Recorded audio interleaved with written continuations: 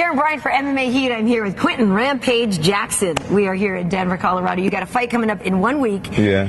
Everybody's talking about how you're in the best shape of your life. Is that the truth? That's the truth. That's really the truth. I've never trained this hard before in my life. I've been very motivated, and normally when I fight a real dangerous opponent, I'm always like motivated. But this time, I took it beyond that. I was actually pushing myself, and my coaches said, "Oh, slow down, slow down, slow down." Normally they're doing that to the likes of Bisbee and stuff like that. Normally I'm the one who's like, "Man, I don't want to do that."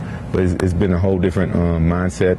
And training here at Muscle Pharm, they've given me supplements and stuff that keep me going. Like they give you this supplement called H.E.A.T. It makes you want to train. That's why my coach like, "Man, I never seen you this dedicated before. You really want to win this fight?" Yeah, I do really want to win this fight, but I'm thinking it's something more.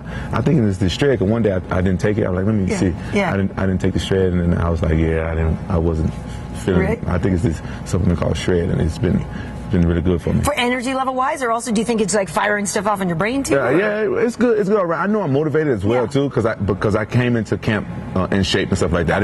I wasn't taking the H.E.A.T. and stuff then, but I know that the supplements they've been having me on, like the H.E.A.T. and the muscle gel and stuff like that, has really been helping me out. And that's like the honest truth. Because normally I'm not, even though like when I fought Chuck Liddell, I wanted to belt and stuff like that, I was motivated, but I wasn't this motivated. When I fought Vanderlei Silva for the third time, I really wanted to beat the guy, and I was very motivated. I trained really hard, but I wasn't this motivated. Yeah. And this camp has been excellent.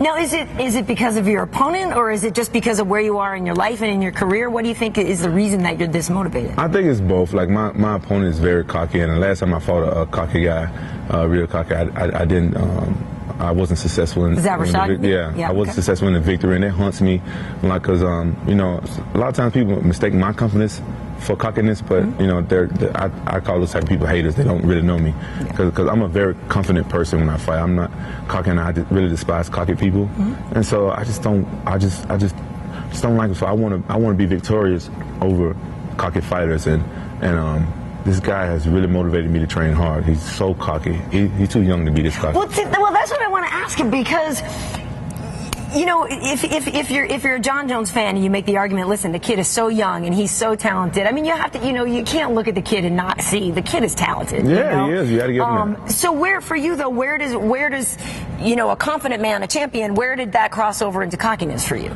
Well, just some stuff he said to me at the press conference, like some of the stuff he said to me was uncalled for. I didn't know he was that cocky until then. Like some fans and stuff were saying it, but he was just saying some stuff that was uncalled for. It's a difference being confident. It's a thin line. Yeah. So you know, he just said a few remarks that got to me like, yeah, this kid is cocky. Yeah. Yeah, but in all due respect, the kid is tough. He's a great fighter and stuff like that, but he hasn't had enough fights to have his head up his ass like that. Okay. Well, argument too is that people wonder, okay, Jon Jones has got speed and unpredictability and reach, but does he have a chin? Yeah, we don't know if he has a chin. I know I got a chin. I know that. I can see it. Yeah, you do have a chin. Rock chin. You do. I do. God made me like a fighter. You know what I'm saying? I was designed to fight. Right. And I know Jon Jones probably going to take me down. I know he's going to punch me. I know he's going to kick me. And I know I'm durable. I know that. I know I can go 5 rounds. I know that. I've been there. He don't know if he can go 5 rounds. He don't know if he can take a shot from me. He don't know if I can take him down or not. He don't know what this. He knows that, you know what I'm saying, I got great punching power and boxing and stuff like that.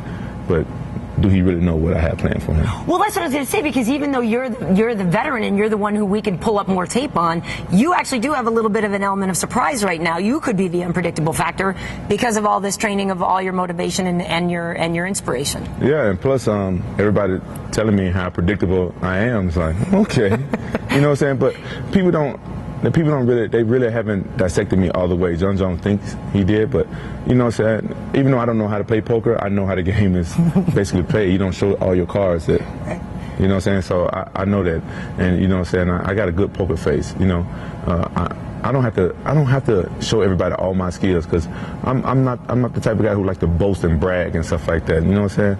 I just don't do that. So when I go out there and fight, I like to have fun, and I like to, you know, fight my fight. And sometimes I can be honest. Sometimes I don't prepare to my, you know, say 100 100% like I should. I don't prepare as well as I should. Sometimes I do be unmotivated, like my last fight. Yeah, I was going to ask about Matt, because some people were kind of critiquing you, like, why didn't you finish him, or why didn't you do more? Yeah, honestly, I was unmotivated to fight him. I wasn't. I was vocal about it. I was serious about it. You know, I didn't hide, but I still trained hard. I trained hard enough to go 3 rounds. Good, you know. I trained for 5 rounds. I always have since the first fight. I always trained 5 rounds. But at the same time, did I train hard enough to finish him? I trained really hard, but I still came in that camp a little bit overweight, and sometimes that's a factor. You got to deal with that weight, and you deal more with the weight than training and stuff like that. And I was trying some new things. I was trying some kicks and keep him from taking me down, and you know, doing elbows, and I would try new things, and that was good for me. And I went 3 rounds. Sometimes you need like a warm-up fight for people, and I'm using that now as a warm-up fight for Jon Jones. Nice. Are you still mad at yourself for not being able to take the fight when against Shogun? You know, you're talking about how you were heavy, and you know that could have been a golden moment for you to have that rematch. Yeah, you know what? I am still kind of upset with myself, but at the same time, I fought Shogun years ago when I was injured, and I took the fight because I had to, and even if I was in shape, I don't know if I really would have took the fight with him on short notice, even though I knew that Shogun wasn't going to be the same. Yeah. I knew he was going to be rusty, and you know, saying coming off a knee injury and taking a year off. But for a rematch for him, you want him to be the best, and you want to be the best, exactly. right? That's what I want. Even though this is my career and I fight for money, at the same time, money is not everything to me. I'm getting my point across. I want to fight the best Shogun there is when I fight him. Just like I want to fight the best Jon Jones.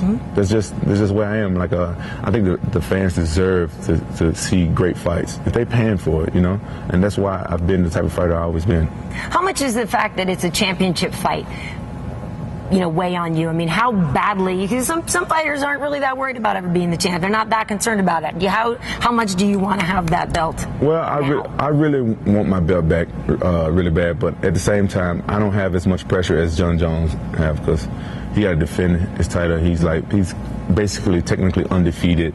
Right. You know what I'm saying? He's never been beat up or stuff before and stuff like that. I mean, I want the belt back. It's like it's the first piece to me ending on a great legacy, because like I said, I want to do other things.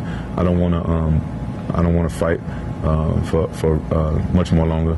Couple more years? Yeah, a couple more years. You're 33? Yeah, I'm 33. Young? Yeah. Black don't crack. You're gonna look young and pretty for a long time. Hell no, we don't crack at all.